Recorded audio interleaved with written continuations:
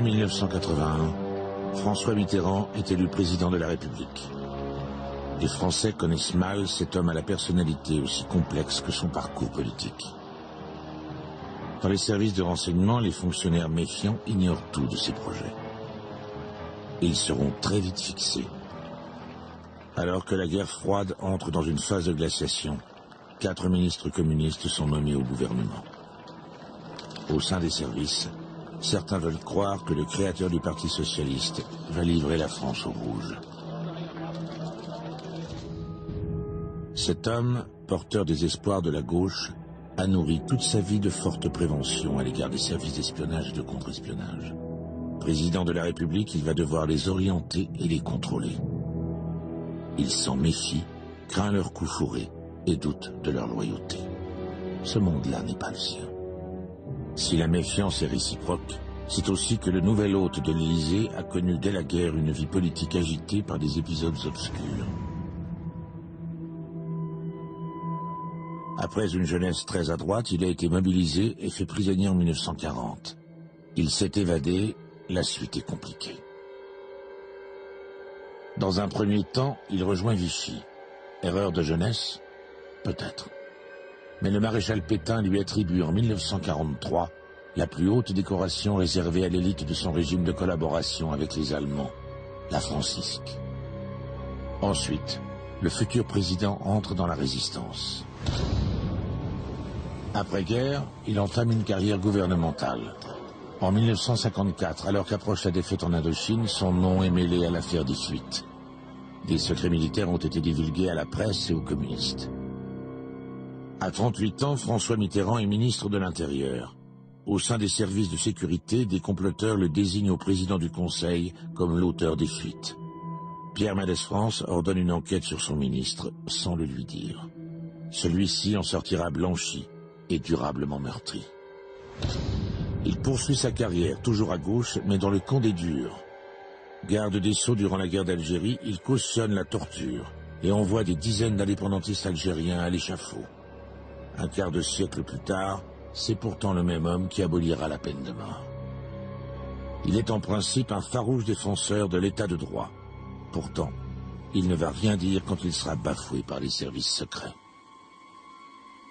Le 22 octobre 1956, le SDEC détourne l'avion des dirigeants du FLN, dont Ahmed Ben Bella, sans instruction du président du Conseil Guy Mollet. Cette violation des principes de fonctionnement des services secrets, soumis aux ordres du politique, suscite la colère des hommes les plus à gauche au sein du gouvernement. Mais contrairement à Alain Savary qui démissionne, François Mitterrand ne bouge pas. Il sera accusé de trahir les valeurs démocratiques qu'il prétendait défendre. 3 ans plus tard, en 1959, devenu sénateur, il est au creux de la vague. Il voudrait prendre la tête de l'opposition à De Gaulle. Le besoin de redorer son blason le pousse à la faute. Un ancien député d'extrême droite, Robert Pesquet, le convainc d'accepter l'organisation d'un faux attentat. Quand la mitraillette crépite, Mitterrand disparaît dans les jardins de l'Observatoire. Le lendemain, le sénateur de la Nièvre est devenu le héros de la gauche, jusqu'à ce que Pesquet dévoile le poteau rose. L'ancien garde des Sceaux est traîné dans la boue et perd son immunité parlementaire. Il touche le fond. Autre signe de méfiance, en 1972, le programme commun de la gauche, signé par le premier secrétaire du Parti socialiste, François Mitterrand, prévoit la dissolution du SDEC, les services de renseignements extérieurs. L'idée a été abandonnée dès 1977. Mais quand François Mitterrand devient président de la République, personne dans les services n'a oublié cet épisode. Ce ténor de la 4e République a suscité des haines durables. La méfiance des années de guerre, les attaques après la libération, l'ont conduit à cultiver le mystère sur sa vie privée et le secret de ses actions politiques. Pour beaucoup, y compris dans les services, il passe pour énigmatique et calculateur. Après 23 années d'opposition, rien ne laisse prévoir une relation sereine entre les services et celui que les Français ont choisi. S'il n'est plus question de dissoudre les services, François Mitterrand doit néanmoins les tenir.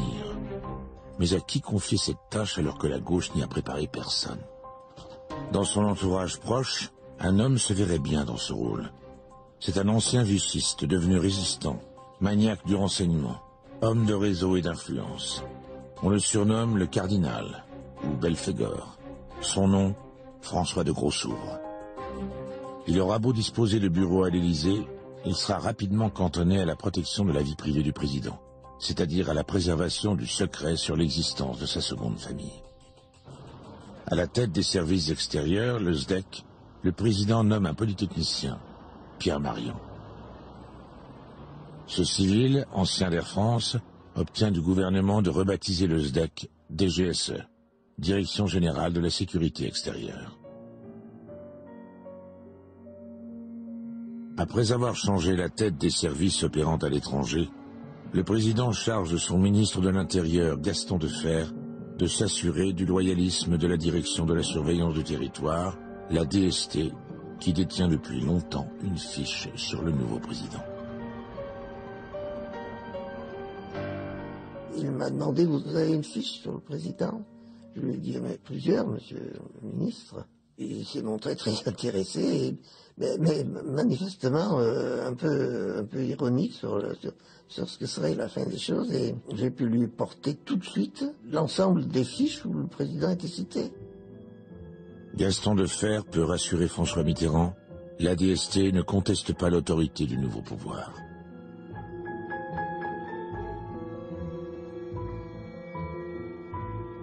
Pour tous les services, le problème le plus brûlant de ce début de septennat concerne la sécurité personnelle du président. La menace n'est pas une vue de l'esprit. Le 30 mars 1981, le président américain Ronald Reagan a pris une balle dans le poumon. Le pape Jean-Paul II a été grièvement blessé sur la place Saint-Pierre le 13 mai 1981, 3 jours après l'élection de François Mitterrand. Et le président égyptien Anwar el-Sadat a été assassiné le 6 octobre 1981 par des militaires.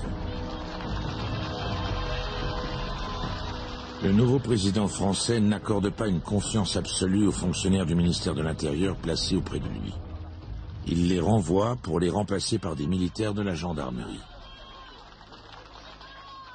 Mitterrand avait l'idée qu'avoir des gendarmes, c'était plus sûr que d'avoir des types de la préfecture de police. C'était son idée. Parce qu'il avait trempé dans toutes les histoires, et notamment l'affaire des fuites, donc il prenait des militaires. Il disait les militaires, ils obéissent, ils ne trahissent pas. Et c'est comme ça que se constituaient les services de sécurité de l'Élysée. Pour assurer sa protection, François Mitterrand place le super gendarme Christian Proutot, le patron du GIGN, à la tête du nouveau GSPR, groupe de sécurité de la présidence de la République, dont il a décidé la création. Entre les deux hommes, une étrange fascination des contraires s'est établie. Si Mitterrand est le parfait cérébral, Proutot est du genre polymusclé, au point que ses adversaires disent de lui qu'il n'a qu'une qualité, il tire vite. À peine nommé, le gendarme est convoqué à l'Élysée pour s'entendre définir le périmètre de sa fonction. François Mitterrand, lorsque je lui avais demandé de définir son environnement, les gens que je devais protéger ou pas, je lui demande à un moment, et madame, puisque c'est comme ça que traditionnellement on appelle l'épouse du président de la République. Et il me dit, oh ben non, je vous ai pas besoin de vous en occuper, c'est pas la peine. Alors j'étais quand même plus ou moins estomaqué. Il me dit d'un air négligent, en tendant sa main, comme il faisait par-dessus son bureau en regardant son parapheur, pour le reste, vous voyez, avec Rousselet.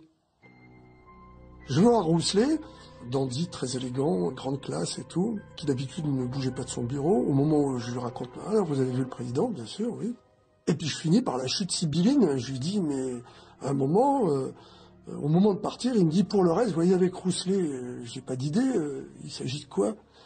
Et alors là, je vois Rousselet, mais alors gêné, qui se lève, qui ajuste son 3 pièces, qui me prend gentiment par l'épaule, il me dit, oui, allez voir Grossouvre, il va vous expliquer.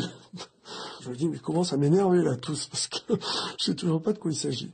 Et quand je vais voir de Grossouvre, c'est là que de Grossouvre, il me dit, oui, c'est délicat à expliquer, il me balance tout, il me dit, ben voilà, il y a une seconde famille, le président, une petite fille, elle s'appelle Mazarine, voilà, je suis son parrain.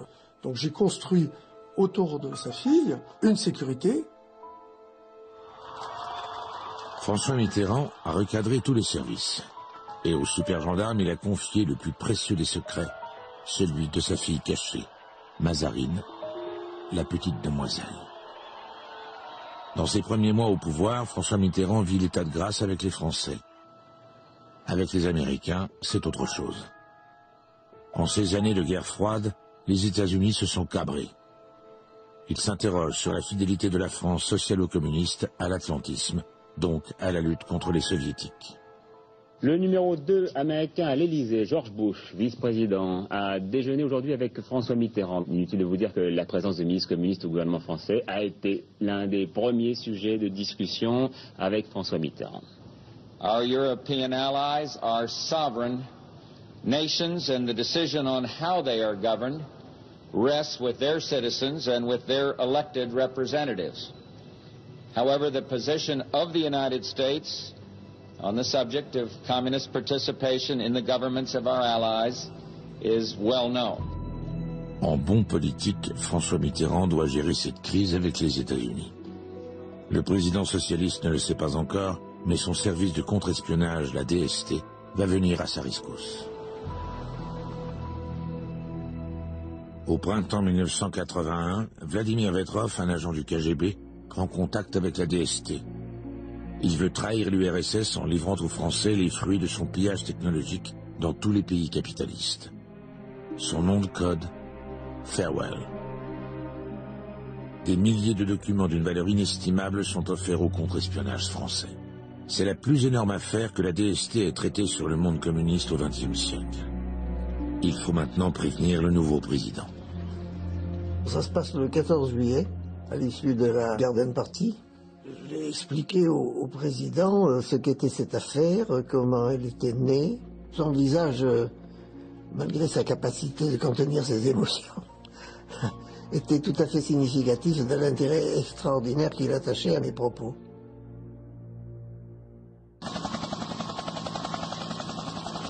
Le 19 juillet, 5 jours après avoir pris connaissance du dossier, François Mitterrand se rend au sommet du G7 à Ottawa. Le président français informe son homologue américain Ronald Reagan. La France dispose d'une source exceptionnelle à l'intérieur du système soviétique. D'après les informations qui m'ont été données par la CIA, ils ne se sont pas du tout compris. Du tout compris. François Mitterrand a dit farewell, ce qui veut dire portez-vous bien, et Ronald Reagan a pris ça au premier degré. En tout cas, il n'a pas du tout compris.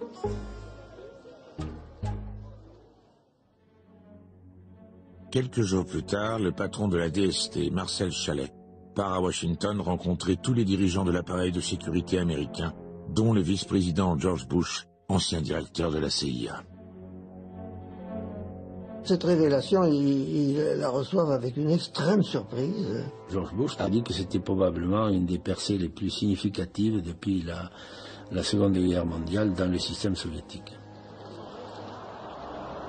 En 1983, la DST n'a plus de nouvelles de Vetrov depuis plus de 10 mois. Peu importe, l'agence de contre-espionnage a accumulé assez de preuves. Le préfet Yves Bonnet, son nouveau directeur, sollicite un entretien avec le président de la République pour prendre ses instructions. Et à la fin de mon exposé, François Mitterrand me demande « Et alors, que me proposez-vous » Je lui ai dit « Je vous propose l'expulsion d'une quarantaine d'officiers de renseignement de l'ambassade d'Union soviétique à Paris. » François Mitterrand me répond aussitôt « Allez-y ». Il me répond si vite que j'ai un petit trouble. Je me dis, est-ce qu'il a bien compris?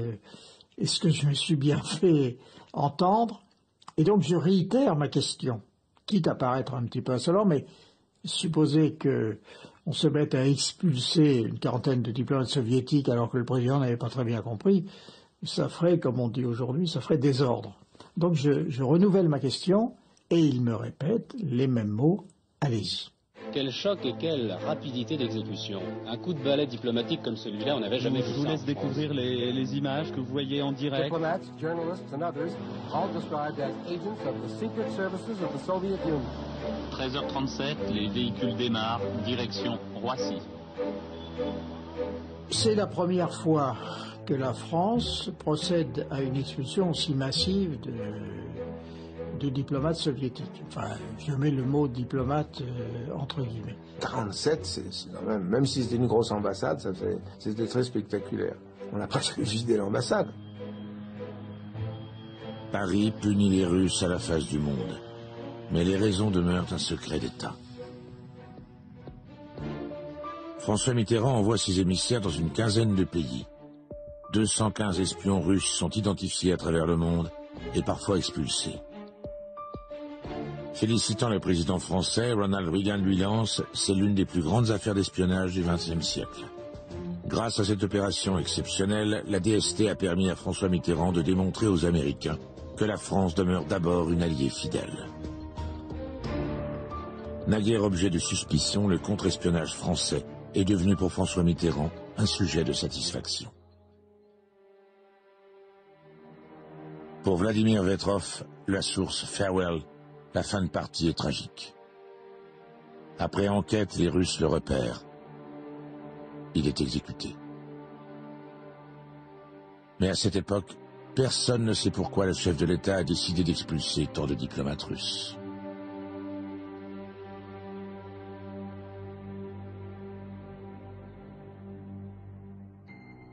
Deux ans plus tard, en 1985, Yves Bonnet, le directeur de la DST, constate que les espions russes ont repris du service.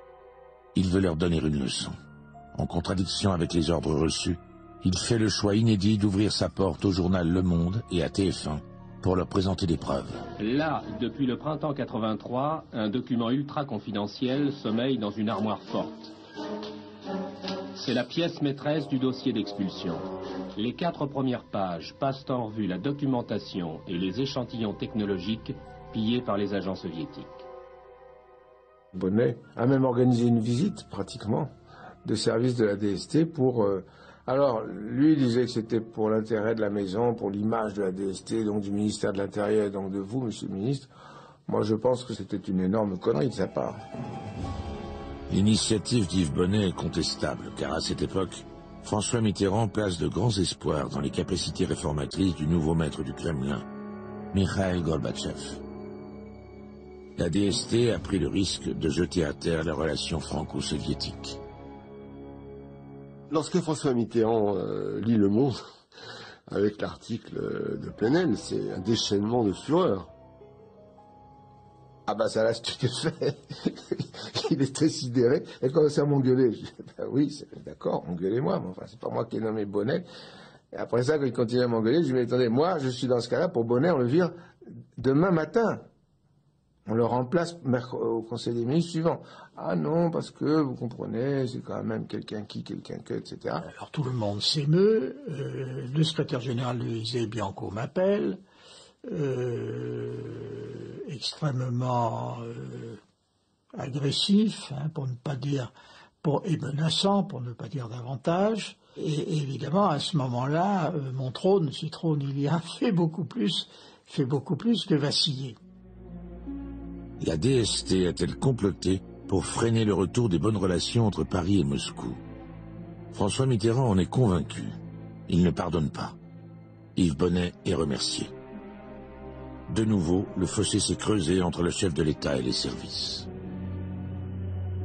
L'événement de 85 a complètement détruit ce qui avait été construit avant. C'est-à-dire qu'on avait rétabli en quelque sorte le courant entre le pouvoir politique et la DST. Tout d'un coup, tout s'écroulait.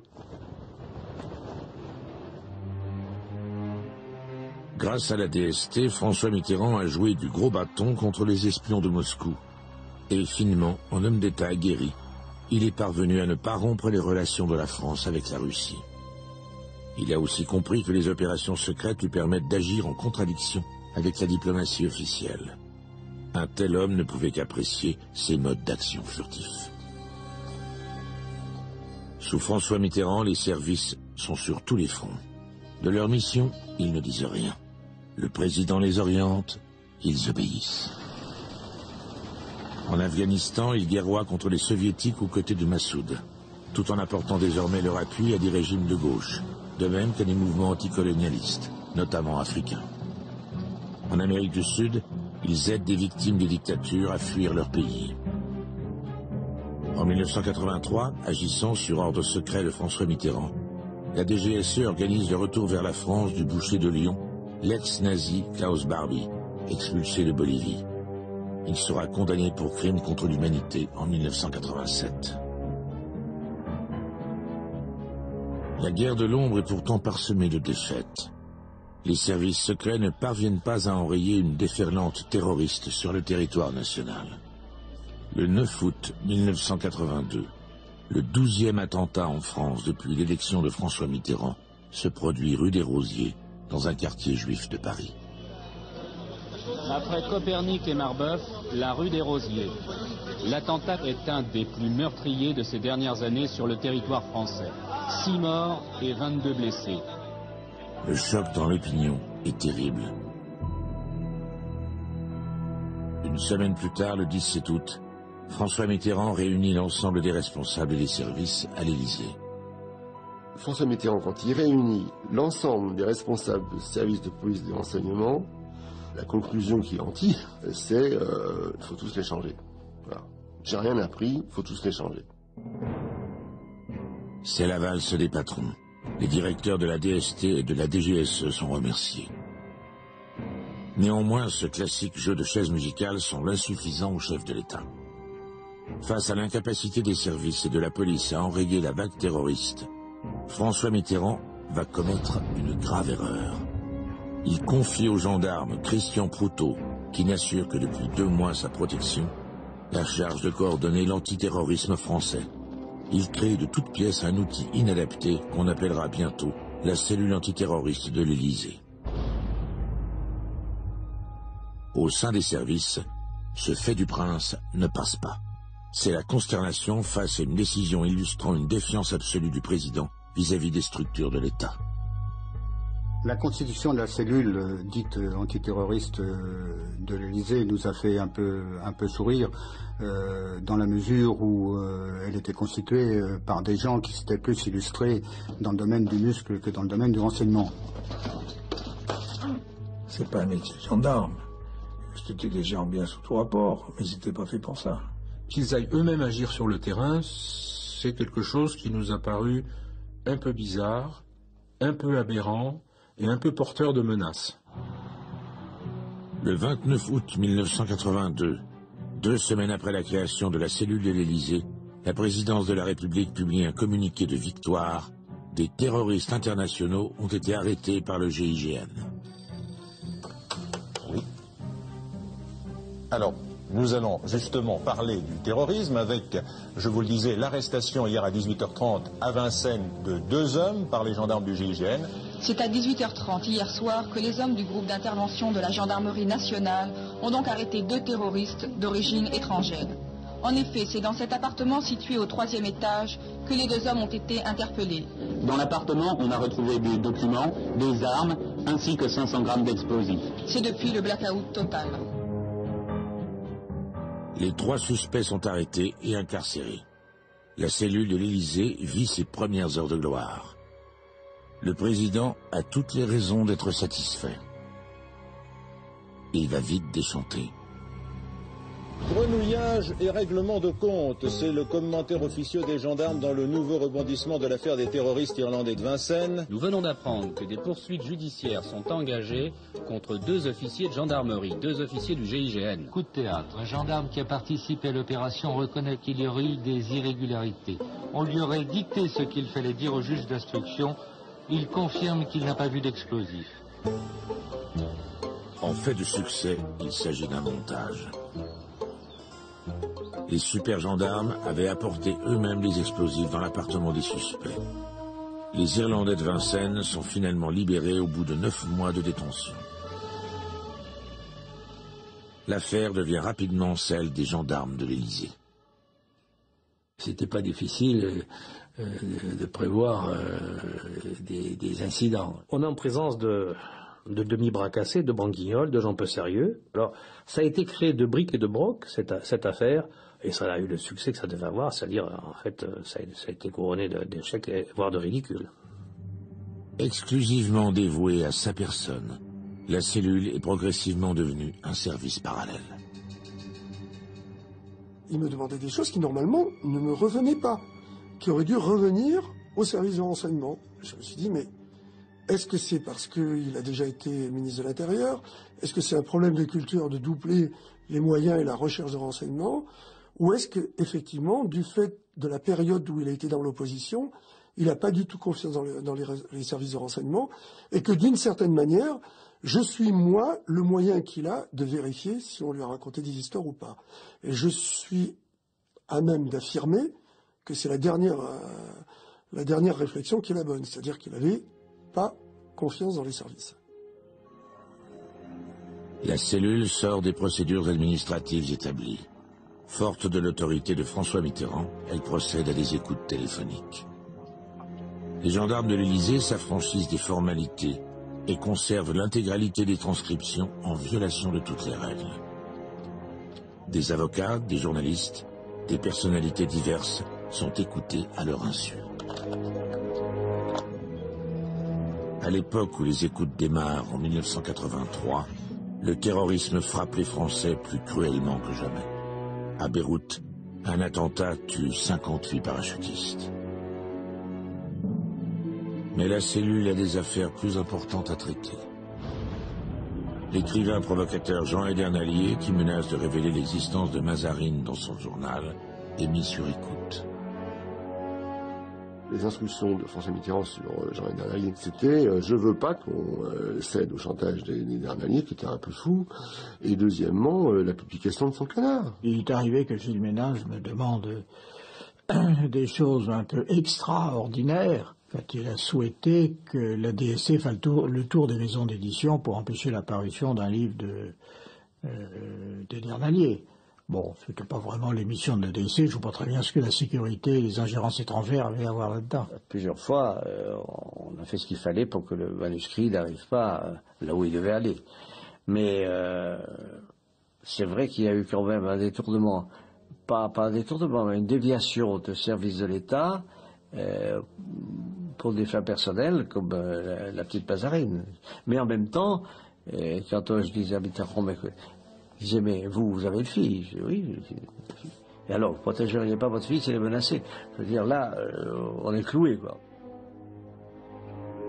Outre Jean Edernalier, 89 personnes ont été écoutées, et la liste est plus longue si l'on compte leurs correspondants.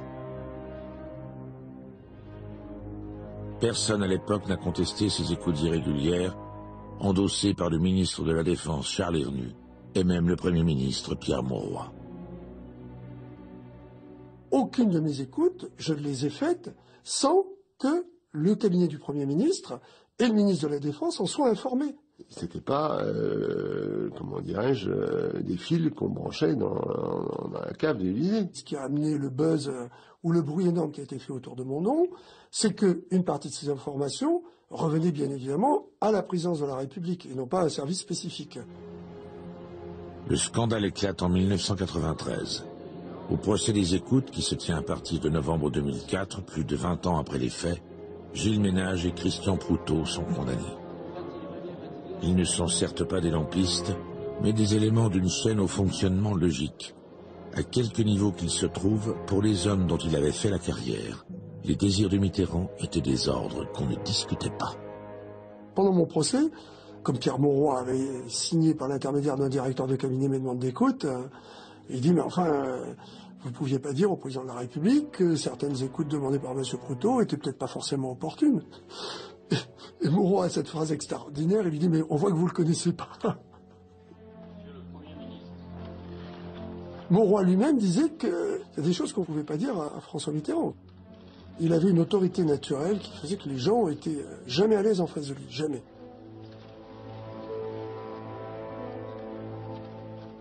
Le problème, c'est que avec François Mitterrand, il y a la majesté du personnage et il y a le caractère, si j'ose dire, très révérencieux, pour ne pas dire soumis, des ministres ou des premiers ministres. Tout le monde pliait sur François Mitterrand. Moi, j'ai vu des hauts personnages de la République, Premier ministre, ministre, en face de François Mitterrand, quand même scotché devant lui. oui, Monsieur le Président. Ce que moi aussi je me surprenais à faire par moments, et je me disais, mais quel crétin, t'as encore été du genre, oui, Monsieur le Président, bien Monsieur le Président.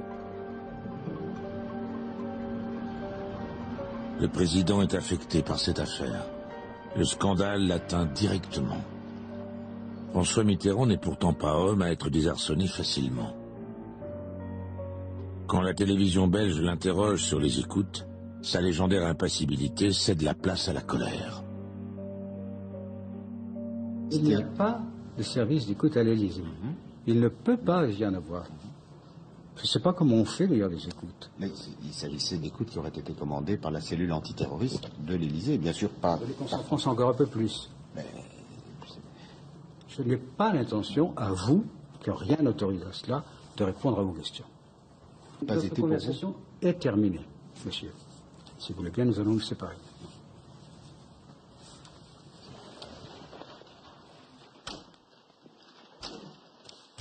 Il faut toujours qu'il y ait une distance dans nos démocraties entre le politique et les services. Forcément. Quelles sont les missions des services? C'est pas toujours des missions très faciles à accepter pour le gouvernement. Intégrer auprès du pouvoir sommital en France, c'était une erreur stratégique fondamentale. Le renseignement, c'est cochon. Et je pense que tous les gens qui se retrouvent à ma place et parlant du renseignement vous diront à peu près la même chose, c'est que s'il fallait trouver le renseignement d'une manière qui est simple et qui soit complètement conforme aux lois, ça se saurait. Faisant fi de l'organisation de l'État en matière de renseignement, François Mitterrand n'en a fait qu'à sa tête en créant la cellule de l'Élysée en 1982. Lui qui avait fustigé les méthodes du général de Gaulle s'y est tellement bien glissé qu'il a reconstitué le cabinet noir si sévèrement critiqué. Où chercher la clé de cette dérive chez un homme qui avait affiché une telle détestation du pouvoir personnel? Le problème du pouvoir, c'est qu'on ne peut pas gouverner si on ne sait pas. Alors, on peut trouver ça détestable. Par moments, je le trouve aussi détestable, mais c'est une nécessité. François Mitterrand est un Florentin. S'il dit blanc quand il pense noir, c'est que la vérité est grise. Il sait mieux que quiconque qu'une information politique, diplomatique ou militaire est complexe et que de multiples éclairages sont nécessaires pour l'appréhender. Les services constituent pour lui un accessoire utile, une des manières de s'informer. Il les met en concurrence, utilise les uns pour surveiller les autres. Son réseau d'amitié tissé au fil de sa longue carrière représente à ses yeux le meilleur système de renseignement. Il avait un faisceau de renseignements que je dirais extraordinaire, et avec ce que j'appelle des espaces non séquents. Les gens ignorait les relations qu'il avait avec d'autres. C'était un homme extrêmement secret qui aurait, à mon avis, fait un excellent chef de service de renseignement s'il avait fait une autre carrière. Je crois, du fait de la clandestinité, du fait de l'époque qu'il avait vécue, du fait de l'opposition, du fait du sentiment de se sentir espionné, à tort ou à raison, je ne peux pas en juger, pendant des années, faisait qu'il se méfiait de tout et de tout le monde. François Mitterrand prétendait réformer, mais ne change rien. La tradition des petits secrets intimes apportés sur un plateau lui convient parfaitement. Juste pour savoir. Dès son arrivée au ministère de l'Intérieur, Pierre Jox constate l'existence de ces pratiques.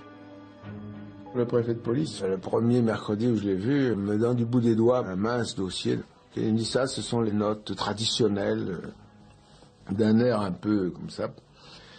Et donc le soir après le dîner, je lisais des notes de police sur des questions de drogue, sur des questions de terrorisme. Et puis j'arrive finalement à ce dossier du préfet de police qui m'avait donné d'un air. Et c'était une histoire, uniquement des histoires de cul. Des histoires de mœurs, des histoires de... Et il n'y en avait pas beaucoup, il y en avait 5 ou 6. Et des notes très brèves, du genre, il paraît que monsieur Untel couche avec madame Untel, ou monsieur Untel couche avec monsieur Untel, il y avait des trucs comme ça. Des ruptures, c'était une espèce des commandins. Bon. Et alors, le surlendemain, parce que je le voyais tous les 2 jours, je dis, bon, écoutez, ce genre de truc, pourquoi vous me donnez ça? Il me dit, c'est l'usage, monsieur le ministre, c'est l'usage. J'ai dit, écoutez, moi je me passerai de cet usage. Alors il m'a dit d'un air suave, oh mais j'exécuterai ces instructions avec beaucoup de plaisir, et il ne m'a plus jamais sorti. Alors certains disent que Mitterrand en était friand. Mitterrand joue avec perfidie des faiblesses d'adversaires qu'il surclasse parfois par son intelligence, souvent par son inquiétante ambiguïté. Il n'est à l'aise ni avec le renseignement d'État, ni avec ceux qui le lui procurent, les services. La preuve en est apportée par une affaire qui va mettre sa présidence en péril. L'attentat contre un bateau de l'organisation écologiste Greenpeace. Cela s'est passé en Nouvelle-Zélande. Une bombe a fait sauter le chalutier de Greenpeace. Il y a un mort parmi l'équipage. Le bateau devait participer à un mouvement de protestation contre les essais nucléaires français dans le Pacifique Sud. La campagne de protestation a aussitôt été annulée. Dans la paisible Nouvelle-Zélande, cet événement est considérable. Les dépêches arrivent dans toutes les rédactions du monde. Quand on a vu ce message et qu'on l'a lu ensemble, on a dit ça, c'est la DGSE. Hein. Voilà. C'était, comme on dit en langage policier, c'était gros comme une maison. Hein. Déboule dans mon bureau, sans crier gare, le directeur central de la police judiciaire. Ouh là là, monsieur le ministre, regardez ça. Ça, c'est encore une connerie des services spéciaux. Si la suspicion est immédiate, c'est que la France est agacée par Greenpeace. Ces écologistes cherchent depuis des années à gêner les essais nucléaires qui se déroulent sur l'atoll de Mururoa. Ces essais sont la prérogative exclusive du chef de l'État. Les gêner, c'est s'en prendre à l'autorité de François Mitterrand. Il n'est pas question que cela se produise. Pour réaliser cette opération, la DGSE a déployé une trentaine de personnes sur le terrain. Un agent a infiltré l'organisation écologiste. Des nageurs de combat ont été chargés de poser les bombes sous la coque du bateau. 2 officiers français de la DGSE, les faux époux Tourange, en réalité le capitaine Dominique Prieur et le commandant Alain Maffard, ont fait la liaison entre ces équipes. Malgré ces moyens colossaux, c'est un fiasco. La DGSE a tué un homme et les faux époux Tourange sont arrêtés et interrogés par la police néo-zélandaise. Qui a choisi de conduire cette action inavouable, exemple parfait des dérives de la raison d'État? Le patron de la DGSE, l'amiral Lacoste, aurait-il agi de sa propre initiative? L'amiral Lacoste soutient qu'il en a parlé au président de la République et qu'il a donné son feu vert. Mais il a donné son feu vert à quoi? Il a donné son feu vert à prendre toutes les mesures pour que la campagne de Greenpeace ne gêne pas les essais nucléaires à Mururoa. Si c'est ça la question, la réponse est probablement oui. Non. Couler dans le port d'Auckland un bateau de Greenpeace, ça probablement non. Il n'y a pas de place pour le doute. François Mitterrand a approuvé une opération contre Greenpeace afin d'empêcher que les écologistes gênent les essais nucléaires. Mais qui a défini les modalités et organisé une opération aussi détonnante? Le ministre de la Défense, Charles Hernu, traverse à ce moment-là de graves problèmes mêlant alcoolisme et sentiment de toute puissance. C'est lui qui donne le feu vert à cette opération aberrante, envoyée par le fond un vieux chalutier qui voulait gêner des essais nucléaires. Le 16 juillet, 6 jours après l'explosion, Charles Hernu et Pierre Jox sont convoqués chez le Premier ministre Laurent Fabius. La discussion est brève. Fabius: j'espère que nous n'avons pas fait cette connerie, je vous préviens, je ne couvrirai pas. Hernu dément toute participation. Il a menti au Premier ministre. Hein? Il a menti au Premier ministre, moi je l'ai entendu. Donc je l'ai entendu mentir, donc je suis là quand il ment. Bon. Il dit quoi? Hein? Il dit au Premier ministre, ce sont les Anglais. Charles Hernu ne ment pas seulement au Premier ministre, il tient le même discours devant le président. J'ai eu vraiment la scène la plus pénible de ma vie quand j'ai vu Charles Hernu dire que c'était probable, on avait l'assurance que c'était un coup des Anglais montés contre nous, et qui suait à grosses gouttes dans le bureau du président de la République. Transpiré. Dans cette affaire-là, mon ministre, qui était Charles Hernu, était parfaitement au courant, puisque c'est lui qui m'avait demandé de le faire. Il y avait une solution, c'est la solution classique dans les rapports entre services secrets. On peut contacter le service secret adverse et on peut dire on a un pépin, on a fait une connerie, combien, qu'est-ce qu'on fait? Charles Hernu a refusé cette solution possible. La presse enquête et révèle que les époux Thurange sont 2 officiers des services spéciaux. Mais la police néo-zélandaise se fourvoie en les accusant d'homicide. Le chaînon manquant, c'est l'équipe de 3 nageurs de combat que personne n'a vu, qui s'est évanouie dans la nature et dont l'existence n'est même pas soupçonnée. Au sommet de l'État, personne n'est dupe. Le gouvernement se prend à espérer que le feuilleton de l'été en est à son dernier épisode. Pendant de nombreuses semaines, le président de la République lui-même était persuadé que ce que j'ai appelé, que l'on a rappelé tout à l'heure, la stratégie du mensonge, était pratiquement arrivé au succès. Si François Mitterrand a bien fait ce calcul, il est raté. Le 17 septembre, l'affaire bascule. Le Monde révèle l'existence d'une 3e équipe, celle qui a posé les bombes. Ces nageurs de combat ont quitté la Nouvelle-Zélande sans se faire prendre. Le mensonge d'État est avéré. La DGSE est l'organisatrice de toute l'opération.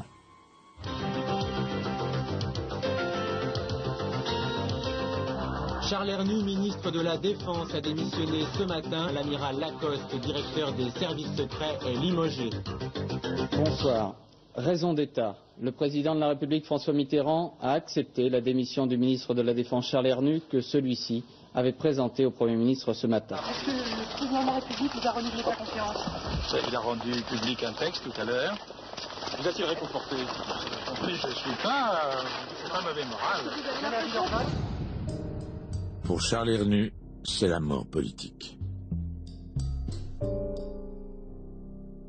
Paul Quilles le remplace au ministère de la Défense. Charles Hernu m'a dit que je trouverais les dossiers en bon ordre. Mais ce qui était intéressant, c'est parce qu'il y avait dans les dossiers, c'est ce qui n'était pas. Et qu'il fallait retrouver, qu'on a retrouvé un 48 heures. Mais vraiment un travail de juge d'instruction, c'est-à-dire qu'on a interrogé les uns, les autres, dans une pièce, dans une autre, on les a fait se contredire, et puis on est arrivé au bout de l'élucidation. Ce sont des agents de la DGSE qui ont coulé ce bateau. Ils ont agi sur ordre. Mesdames et messieurs, la vérité sur cette affaire est cruelle.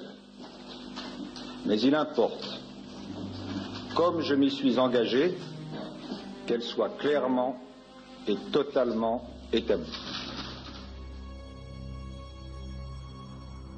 L'affaire Greenpeace est une catastrophe pour la DGSE. Sa réputation internationale est anéantie. Pour François Mitterrand, la confiance est définitivement rompue. Il assure à Jacques Attali « Ce qui m'attriste, ce n'est pas l'ordre donné, mais c'est la tragique incompétence dont a témoigné son exécution. Mais il est vrai qu'avec la bêtise, on ne peut jamais savoir où l'on va. »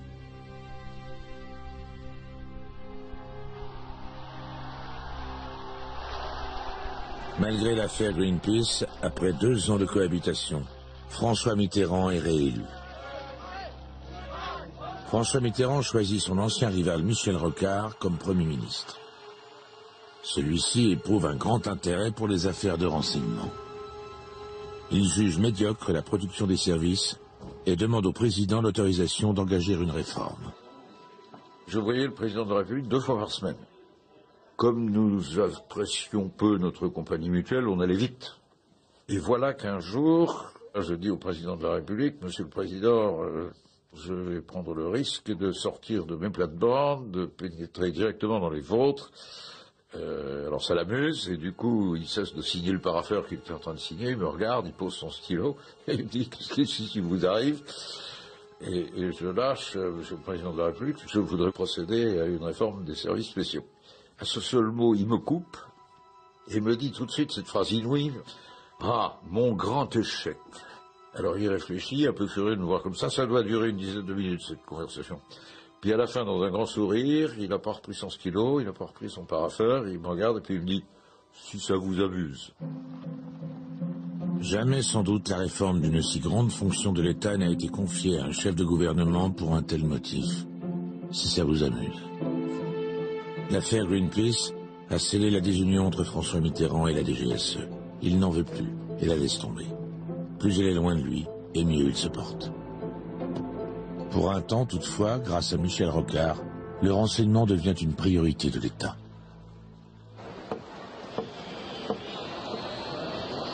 « 16 mois après la réélection de François Mitterrand, le 9 novembre 1989, le mur de Berlin s'effondre. Cette étape clé du XXe siècle conduit à la disparition de structures militaires invisibles gérées par les services secrets. Durant la guerre froide, l'OTAN avait mis sur pied dans plusieurs pays une organisation clandestine, le réseau Stay Behind. Ce réseau dormant, soutenu par les États-Unis, devait être activé si l'Europe venait à être envahie par les pays du pacte de Varsovie. L'objectif pour nous était, en cas de malheur, en cas d'invasion, de pouvoir dire à un gouvernement français qui se serait réfugié aux États-Unis ou aux Antilles, vous avez la disposition, la possibilité de communiquer avec des Français en France, avec des personnels qui ont des postes radio, qui peuvent recevoir vos instructions, qui sont capables de faire des renseignements et qui, le cas échéant, sont également capables d'organiser de petites opérations de sabotage ou de destruction. C'était un réseau totalement dormant et clandestin. Et j'avais dans mon service 2 personnels seulement qui étaient au courant de cette structure. En Italie, Stay Behind s'appelle Gladio. Le réseau a été dévoyé, il a dérivé vers le terrorisme d'extrême droite. Lorsque ces faits sont révélés, en novembre 1990, François Mitterrand s'inquiète immédiatement de l'éventuelle existence de la partie française de l'organisation. Il convoque Claude Zilbertsahn, le directeur de la DGSE. Mon inter sonne et François Mitterrand est au bout. Venez me voir tout de suite. Comment vous ne m'avez jamais parlé de ça? Comment se fait-il? Qu'est-ce que c'est ça? Je débarque là-dedans, vous êtes embringué dans un système avec les Américains, avec les Anglais, sans que je l'ai jamais su. Le ministre non plus, qui d'ailleurs ne se souvenait pas avoir été au courant, alors qu'il avait dans son armoire secrète un dossier de la DGSE à l'intérieur duquel il y avait un petit sous-dossier traitant de ce problème. Alors je dis, Monsieur le Président, moi, je ne savais pas que vous ne le saviez pas. Et je dis, moi, je ne vous l'ai jamais dit parce que je ne veux pas savoir que depuis 81, où il y a eu 6 directeurs généraux qui m'ont précédé, qu'aucun ne vous a parlé de ça. Je suis arrivé à peu près à le calmer, mais je suis parti sans savoir si j'étais encore... si je serais encore en poste le mercredi suivant quand même. Hein. Jean Heinrich, chef du service action et patron du Stay Behind français, est également convoqué chez François Mitterrand. Le président Mitterrand va prendre un coup de sang. Il ne m'a pas laissé parler. Il était de mauvaise humeur, je dirais à tort, et a exigé qu'on mette fin à ce réseau. François Mitterrand a dissous cette organisation. La guerre froide a beau être terminée, la méfiance envers les services secrets demeure. C'est la fin de règne, les ombres rôdent sur les heures noires, la maladie gagne, la mort approche. Le début de la fin est ce funeste jour du 7 avril 1994. Dans son bureau de l'Élysée, où plus personne ne lui demandait rien, François de Grossouvre s'est suicidé. À un visiteur, il avait dit en parlant de François Mitterrand, « Cet homme n'aime personne, méfiez-vous-en. Il ne pense qu'à lui, il n'aime que lui. » De Grossouvre, lui, n'aimait que Mitterrand. Il est temps de solder les comptes.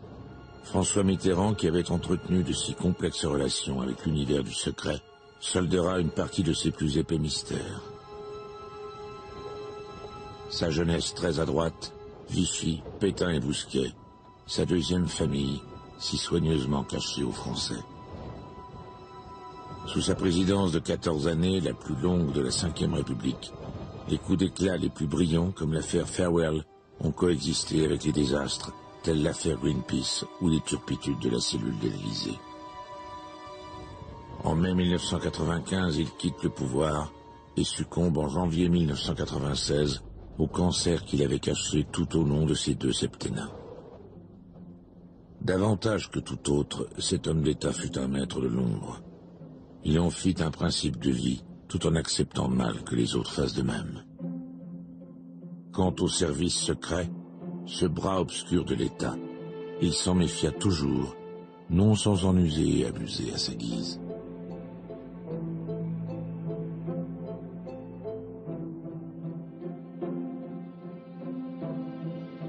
Une formule de son ami Pierre Bérégovoy s'applique sans doute à la manière dont il les a commandés. Quand il dit non, c'est non. Quand il dit oui, c'est non. En revanche, quand il dit « faut voir », alors là on peut y aller, c'est oui.